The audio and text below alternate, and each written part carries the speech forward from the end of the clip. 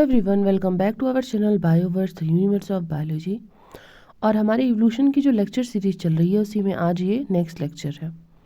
इससे पहले हमने 3 लेक्चर्स में ओरिजिन ऑफ लाइफ के कॉन्सेप्ट को समझा था और अब हम देखेंगे कि लैमार्किज्म जो थियोरी है ये हिस्ट्री ऑफ इवोल्यूशन होता है, जो मतलब कि इवोल्यूशन को कैसे कैसे डिफाइन किया गया उसकी हिस्ट्री हमें देखनी है। ठीक है, तो उसमें सबसे पहली जो थ्योरी दी गई थी कि इवोल्यूशन कैसे अकर करता है, नेचर में इवोल्यूशन कैसे हो रहा है, इसको पहली बार किसने बताया था? लैमार्क ने। और उसी थ्योरी को हम क्या कहते हैं? लैमार्किज्म। ठीक है, तो इसी को हम पढ़ेंगे। तो देखिए, Lamarckism was proposed by Jean Baptiste de Monet Lamarck. ठीक है, ये उस साइंटिस्ट का पूरा नाम था। किस साल में? 1744 में वो पैदा हुए थे और 1829 तक वो जिंदा रहे थे। ठीक है, this theory was based on the principle that all the physical changes occurring in an individual during its life time are inherited by its offspring. ठीक है, या इसी को हम क्या कहते हैं? Inheritance of acquired characters. इसमें ये इन्होंने क्या बताया कि अगर कोई ऑर्गेनिज्म है, ठीक है, वो अपने लाइफ टाइम में जो भी चेंज अपनी बॉडी में लाता है उसका जो ऑफस्प्रिंग होगा, मतलब उसका जो चाइल्ड होगा, वो भी वो सारे कैरेक्टर्स को इनहेरिट करेगा। जैसे मान लीजिए अगर एक ऑर्गेनिज्म है, ठीक है, उसके लाइफ टाइम में मान लीजिए किसी एक्सीडेंट की वजह से उसका पैर कट गया, ठीक है, उसने अपना पैर खो दिया, तो इनके हिसाब से जो इनका बच्चा होगा उसके भी एक पैर नहीं रहेगा। ठीक है, लेकिन क्या ऐसा रियल लाइफ में होता है? नहीं होता है। तो इसके बाद इनकी थियरी को जो है डिस्कार्ड किया गया। अभी हम देखेंगे कि इनकी थियरी थी क्या, उसके क्या क्या कैरेक्टरिस्टिक्स थे, उसमें अच्छी बातें क्या थी और उसको डिस्कार्ड कैसे कैसे किया गया। ठीक है, अब देखिए यहाँ पे एग्जांपल दिया है, development of an organ when used many times. दूसरी बात इनकी क्या थी? इनका कहना था कि जिस ऑर्गन को आप ज़्यादा यूज़ करेंगे वो ऑर्गेनिज्म डेवलप हो जाएगा। ठीक है, Jean Baptiste Lamarck put forth the theory of inheritance of acquired character which is also known as Lamarckism. तो जो मेन थियरी है इनकी क्या है? Inheritance of acquired characters. ठीक है, और it was published in philosophy zoology in the year 1809। ये इनकी बुक थी फिलोसफी जूलॉजी, इसमें इन्होंने ये थियरी को पब्लिश किया था। ठीक, अब देखते हैं इनकी थियरी है क्या। तो इनकी थियरी के 4 भाग हैं। ठीक है, मतलब ये 4 चीज़ें आगे रखते हैं। सबसे पहला देखिए, इन्होंने कहा change through use and disuse, मतलब कि जिस चीज़ का आप यूज़ करेंगे वो डेवलप करेगी, जिस चीज़ को आप नहीं यूज़ करेंगे वो क्या होगी? वो धीरे धीरे ख़त्म हो जाएगी। ठीक, the organ which are use frequently by the organism develop and the characteristic that are use seldom are lost in the succeeding generation. ठीक है, इसका इन्होंने क्या एग्जांपल दिया कि जिराफ जो है वो, ये बहुत फेमस एग्जांपल है इनकी थियरी का। जिराफ क्या करता था? अपने नेक को स्ट्रेच करता था पत्तों को खाने के लिए। ठीक है, तो इसकी वजह से क्या होता था? A nervous fluid would flow in its neck and it enlarges. ये इनकी थियरी थी, ऐसा सच में नहीं होता है। ठीक है, इनकी थियरी थी कि जिराफ जब अपने गले को स्ट्रेच करता है घास खाने के लिए तो उसके गले में एक नर्वस फ्लूइड फ्लो करता है जिसकी वजह से वो बढ़ जाता है उसका गला। ठीक, उसके बाद में दिया the organ which the organism have stopped using, ठीक है, वुड श्रिंक विथ टाइम। अब इसका एग्जांपल आप क्या समझ सकते हैं? Vestigial organs. ठीक है, वेस्टिजियल ऑर्गन कौन से ऑर्गन होते हैं? जो अब हम यूज़ नहीं, मतलब जो अब हमारी बॉडी में किसी यूज़ के नहीं है। ह्यूमन बॉडी में इसका एग्जांपल है अपेंडिक्स। देखिए, जो अपेंडिक्स का ऑर्गन होता है उसका कोई फंक्शन है? कोई फंक्शन नहीं है, लेकिन प्रेजेंट है वो फिर भी। ठीक है, living organism and their part tend to increase in size continuously due to internal forces of life. ठीक, ये इनकी थ्योरी पहले हो गई यूज़ एंड डिसयूज़ की थ्योरी, मतलब कि जिस चीज़ को आप इस्तेमाल करेंगे वो बढ़ेगी और जिस चीज़ को नहीं करेंगे वो धीरे धीरे श्रिंक होकर ख़त्म हो जाएगी। सेकंड था organism driven to greater complexity. ठीक है, इनका कहना था कि ऑर्गेनिज्म जो है अपनी लाइफ को जो है अडाप्ट करते हैं अपनी सराउंडिंग के हिसाब से, और उसके बाद में वो जैसे जैसे मतलब अडाप्ट करते जाते हैं वो ज़्यादा से ज़्यादा कॉम्प्लेक्स होते जाते हैं सिंपलर फॉर्म से। ठीक है, और ये स्पॉन्टेनियस जनरेशन ऑफ लाइफ पे भी बिलीव करते थे, मतलब कि स्पॉन्टेनियस जनरेशन ऑफ लाइफ की थ्योरी को मैंने अभी आपको बताया था ना कि मतलब नॉन लिविंग से लिविंग जो है बनते हैं तो उसको स्पॉन्टेनियस जनरेशन कहा जाता है। तो इनका कहना था कि जैसे जैसे एडाप्टेशन होता है वैसे वैसे ऑर्गेनिज्म और कॉम्प्लेक्स होते जाते हैं। तो ये बात कुछ हद तक सही है। थर्ड था इनका इनहेरिटेंस ऑफ एक्वायर्ड कैरेक्टर, ये इनका सबसे फेमस है theory. Individual acquire certain characteristic during its life time, these characters are inherited by their offspring. ठीक है, इनका ये कहना था। He explained this with an example of black smith. ठीक है, ब्लैक स्मिथ के एग्जाम्पल से इन्होंने एक्सप्लेन किया। तो इन्होंने कहा कि ब्लैक स्मिथ जो होता है या लोहार जो होता है उसकी स्ट्रॉन्ग आर्म्स होती हैं। ठीक है, क्यों स्ट्रॉन्ग आर्म्स होती हैं? क्योंकि उनका काम ऐसा है, आप दिन भर लोहा अगर पटकेंगे तो आपके स्ट्रॉन्ग आर्म्स होंगे ही। ठीक है, फिर इन्होंने क्या कहा कि उनके अगर कोई भी चिल्ड्रन होंगे, ठीक है, तो वो क्या होगा, ये स्ट्रॉन्ग मसल को वो इनहेरिट करेगा। इनके कहने का मतलब है कि अगर किसी के फादर के जो स्ट्रॉन्ग मसल हैं, ठीक है, उनका स्ट्रॉन्ग फिजिक है, तो उनका चिल्ड्रन भी वो चीज़ इनहेरिट करेगा। New organs are formed in the body of organism in response to a new need. ठीक है, क्योंकि उनको नीड है उस चीज़ की। Evolution of the horse plantigrade type of food change to unguligrade of food, ये भी इनका एग्जाम्पल था हॉर्स का। उसमें प्लेंटीग्रेड टाइप का जो फूड था उसका वो क्या हो गया, अंग्लीग्रेड ऑफ टाइप ऑफ फूड में चेंज हो गया। इसका भी हम लोग डायग्राम भी देखेंगे। ठीक है, the ancestor of the horse lived in the soft ground for which the plantigrade food was adequate. When the soft ground in the jungle was replaced by dry hard land the food change to unguligrade type. मतलब इन्होंने क्या कहा कि जो horse के ancestor थे वो soft जगह पे रहते थे, तो इसलिए उनका जो फूड था वो उसके हिसाब से था।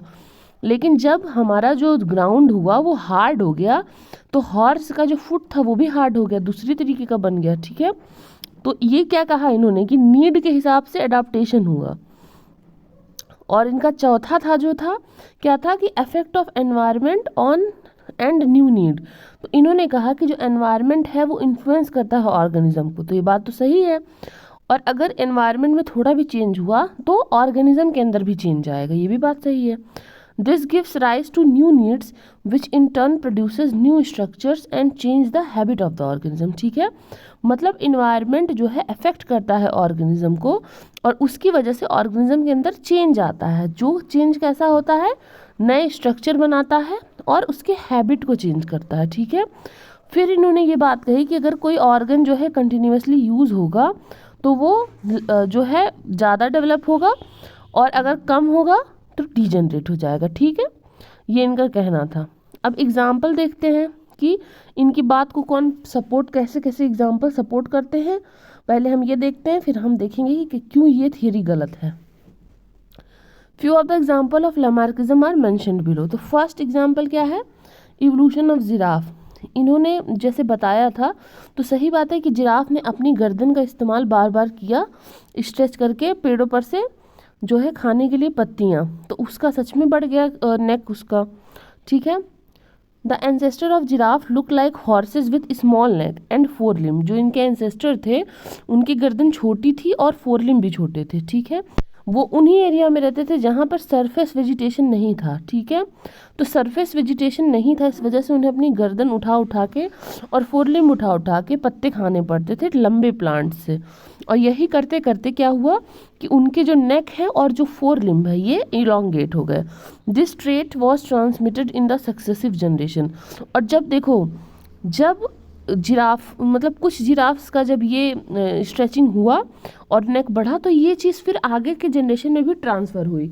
तो ये एक तरह से इसको दिखाता है कि एक्वायर्ड कैरेक्टर जो है वो इनहेरिट हो गया। तो ये थोड़ा सा लमार्क की थियरी को सपोर्ट करता है। फिर है aquatic bird with webbed toes. इसमें क्या था, एक्वेटिक बर्ड जैसे कि डक हो गई, वो भी बिलीव की जाती हैं नॉर्मल टेरेस्ट्रियल एनिमल से इवॉल्व की गई हैं। ठीक है, अब देखिए अगर कोई जानवर जो है वो लैंड पे रहता है, ठीक है, और लेकिन उसको लैंड पे खाना नहीं मिला, उसको बार बार पानी में जाना पड़ रहा है, तो धीरे धीरे ये चीज़ जो है उसके अंदर किसी नए स्ट्रक्चर को डेवलप करेगी और जिसकी वजह से वो इजीली पानी में जा सके। तो डक में देखिए वेब्ड फूट होता है, मतलब ऐसे उनका जो पंजा होता है वो एक दूसरे से जुड़ा जुड़ा रहता है जिससे कि पानी पे फ्लोट कर सके। ठीक है, फिर है extinction of limbs in snakes, ये भी एक एग्जाम्पल था। स्नेक को पहले बिलीव किया जाता था कि उनके पास लिजर्ड के जैसे जो है लिम्ब और वगैरह रहते थे, 2 पेयर ऑफ लिम्ब था, लेकिन अब नहीं है क्योंकि उसे उसकी ज़रूरत नहीं थी, इसलिए ख़त्म हो गया। फ्लाइटलेस बर्ड को देख लीजिए कि पहले ये बिलीव किया जाता है कि जो एंसेस्टर थे बर्ड्स के, जैसे कि ऑस्ट्रिच के, वो उड़ सकते थे, ठीक है, लेकिन एनवायरमेंटल चेंजेस की वजह से वो बहुत सारा खाना खाने लगे और वेल प्रोटेक्टेड रहने लगे, इसलिए उन्हें विंग्स का यूज़ ही बंद कर दिया और उसी वजह से अब वो नहीं उड़ पाते हैं। उनका विंग क्या है, वेस्टिजियल है। वेस्टिजियल मतलब क्या होता है, जो अब किसी काम का ना हो, फंक्शन ना हो, मतलब जैसे बचा खुचा कहते हैं ना, वो होता है वेस्टिजियल। फिर आते हैं केव ड्वेलर्स, ये क्या था, ancestor of animal living in cave are believe to have powerful eyesight. जैसे हम लोग पहले अगर केव में रहते थे तो हम लोग की आंखों की शक्ति जो है, आंखों की ज्योति, वो बहुत तेज होनी चाहिए थी, ठीक है। Due to living under condition continuous dark condition they lost their power to see. ये माना गया कि उन्होंने जो है केव में इतना ज़्यादा टाइम बिता लिया तो क्योंकि उनकी आंखों की शक्ति चली गई, ठीक है। Muscle of the external ear और पिना इन मैन, जैसे हम लोग हैं, ह्यूमंस हैं, उसमें जो एक्सटर्नल ईयर, आप अपना एक्सटर्नल ईयर देखिए, जो ऐसे मतलब बाहर का एक्सटर्नल ईयर का सरफेस है, वो किसी काम का तो नहीं है ना, इसीलिए वो एकदम रिड्यूस्ड हो गया है। लेकिन वेल डेवलप्ड है किसमें, डॉग में, रैबिट में। देखिए उनके कान देखिए और अपने कान देखिए, डिफरेंस है ना, क्योंकि उन्हें उसकी यूज़ है और हमें अब कोई यूज़ नहीं है, ठीक है। तो ये था कुछ एग्जाम्पल जो कि सपोर्ट करता है। अब लामार्क वर्सेस डार्विनिज्म हम तब देखेंगे जब हम डार्विन को भी पढ़ लेंगे, ठीक है। पहले हम लामार्क का क्रिटिक्स देखते हैं कि उनको जो है डिस्कार्ड क्यों किया गया।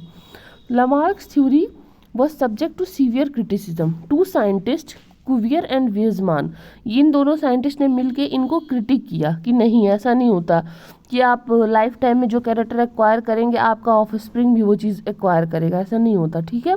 इन्होंने क्या किया, इन्होंने ऑब्जेक्ट किया इनकी थ्योरी को, ठीक है। इन्होंने क्या कहा, पहले इनके ऑब्जेक्शन देखते हैं कि करके। फर्स्ट ऑब्जेक्शन क्या था, इन्होंने कहा कि though the tendency to increase in size has been shown in many forms, there are also instances where there is reduction in size, ठीक है। जैसे कि उन्होंने ये कहा कि समय के साथ यूज़ करने से सिर्फ चीज़ें बढ़ नहीं रही हैं बल्कि वो कभी कभी घट भी रही हैं। इनका एग्जाम्पल क्या दिया कि जो पहले के ट्री थे वो बहुत बड़े बड़े होते थे, ठीक है, और जो है वो पहले इवॉल्व किया उन्होंने, और लेकिन जो श्रब्स थे, हर्ब्स थे, ग्रासेस थे, ये बड़ी ट्री से बाद आए। बड़ी ट्री मतलब जिम्नोस्पर्म, जिम्नोस्पर्म, ठीक है। और ये जो श्रब हैं, हर्ब्स हैं, इसमें ये सब किस में आते हैं, एंजियोस्पर्म में आते हैं। तो जिम्नो तो पहले आ गया था, एंजियो बाद में आया, लेकिन एंजियो की तो साइज कम है।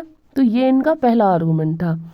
दूसरा आर्गूमेंट था, if new organs were to develop in response to a new need then man should have developed wings by now. ये बहुत फेमस इनका क्रिटिक्स था कि अगर जो है रिस्पॉन्स नए नीड के हिसाब से आपके ऑर्गन डेवलप होते हैं तो अभी तक इंसान को पंख क्यों नहीं लग गए, क्योंकि उसे भी तो उड़ने की ज़रूरत है, ठीक। फिर था, changes acquired during the life time of an organism can not be inherited by the offspring. इन्होंने बोला कि अगर कोई ऑर्गेनिज्म लाइफ टाइम में कोई चेंज करता है तो वो उसका ऑफस्प्रिंग नहीं एक्वायर करेगा, ठीक है।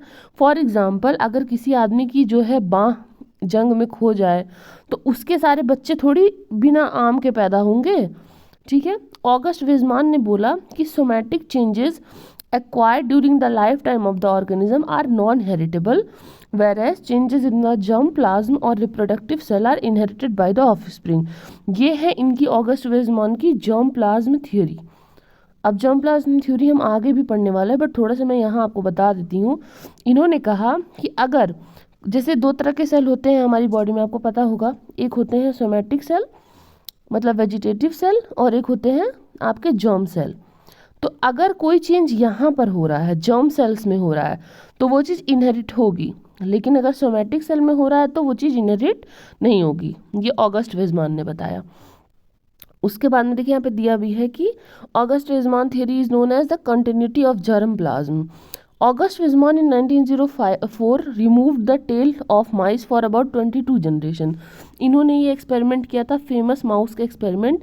इन्होंने 22 जनरेशन तक चूहों को लिया और उनकी पूंछ को काट दिया, ठीक है, लेकिन हर बार जो चूहे जन्मे वो पूंछ के साथ ही जन्मे। ठीक है, offspring of the 22nd generation also had a tail as long as the original parent.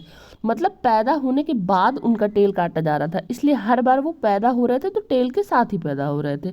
तो लेमार्क की थ्योरी क्या हो गई यहाँ पे, गलत हो गई कि जो है एक्वायर्ड कैरेक्टर सारे ऑफ स्प्रिंग इनहेरिट करते हैं। उसके बाद में मेंडल का जो इनहेरिटेंस का लॉ था वो भी लामार्क की थ्योरी को डिसप्रूव कर दिया। तो ये कुछ चीज़ें थी जिन्होंने लामार्क की ये थियरी जो थी, उनकी इनहेरिटेंस की थियरी थी, उसको गलत साबित किया, और लामार्क की जो इवोल्यूशन की थ्योरी थी उसको भी गलत साबित किया। ठीक है, अब नेक्स्ट लेक्चर में हम पढ़ेंगे डार्विन की थ्योरी। तो अगर देखिए लामार्किज्म आता है तो आपको लिखना कैसे ये देख लीजिए। सबसे पहले आप ये थोड़ा सा इंट्रोडक्शन बता देंगे, ठीक है, थोड़ा सा इंट्रोडक्शन बता देंगे लामार्क का, फिर थियरी को एक्सप्लेन करेंगे ये चारों पॉइंट को। उसके बाद में आप क्या करेंगे, एग्जाम्पल देंगे लामार्किज्म का, ठीक है, इस तरह से हेडिंग डाल डाल के। और लास्ट में क्या करेंगे आप, ये क्रिटिक्स जो है इनके लामार्क के, ये क्रिटिक्स लिख देंगे कि क्यों डिस्कार्ड किया गया था। ठीक है, तो अब नेक्स्ट लेक्चर में हम डार्विनिज्म पढ़ेंगे। तब तक के लिए पढ़ते रहिए, बढ़ते रहिए। Thank you.